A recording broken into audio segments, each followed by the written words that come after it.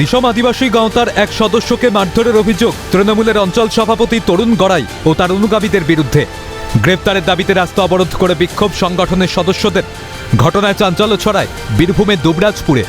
অভিযোগ, শনিবার রাতে দুর্গাপুরে সংগঠনের এক কর্মসূচির পর পদুমা গ্রামে বাড়ি ফিরছিলেন রাম মুর্মু নামে এক সদস্য। সেই সময় তার বাইক আটকায় তৃণমূল নেতা তরুণ গড়াই ও তার অনুগামীরা। তারপর বচসা চলাকালীন তাকে মারধর করা হয় বলে অভিযোগ। যদিও সুযোগ বুঝে রাতের অন্ধকারে পালিয়ে যায় রাম মুর্মু। 4খানা মোটরসাইকেল আর 1খানা মানে বোলেরো ওরা চলে আসছে, বুঝলে। যে ব্যক্তি ছিল আমাদের পিছনে সে হচ্ছে তরুণ গড়াই, ও 4 চাকাতে ছিল, আর ওর মস্তানগুলো ছিল সব মোটরসাইকেলে। এখানে ধরো আমাদেরকে তেড়ে ধরেছে, বুঝলে। প্রশ্ন করলো, তুই কোথায় গিয়েছিলিস অত রেতে, কি মস্তান হয়েছিস, সেটা আমাকে শুধিয়েছে। তারপর ওর পাশে লোক আর যারা ছিল, যার দিকে নাম বললাম, তারা আমাকে তখন খুব অ্যাটাক করে মারে।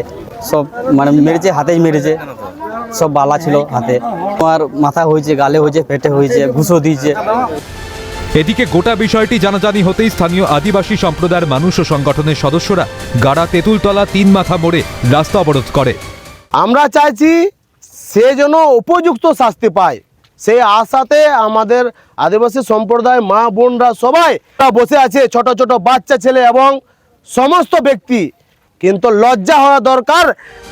অভিযোগ অস্বীকার যদিও তৃণমূল নেতার। তারা তাদের মতো হয়তো কীভাবে দাবি জানাচ্ছে, মিথ্যা অভিযোগ হোক, কেউ কারো প্ররোচনাতে হোক, আমাকে বদনাম বা কলুষিত করার চেষ্টা করছে। আমি প্রশাসনের হেল্প চেয়েছি, প্রশাসনকে জানিয়েছি, প্রশাসন নিরপেক্ষ তদন্ত করুক, তদন্ত করে যা ব্যবস্থা হয়ে নেবে। পরবর্তীতে খবর পেয়ে ঘটনাস্থলে যায় দুবরাজপুর থানার পুলিশ। এরপর অবরোধকারীদের সঙ্গে আলোচনা করে অবরোধ তুলে দেয় পুলিশ।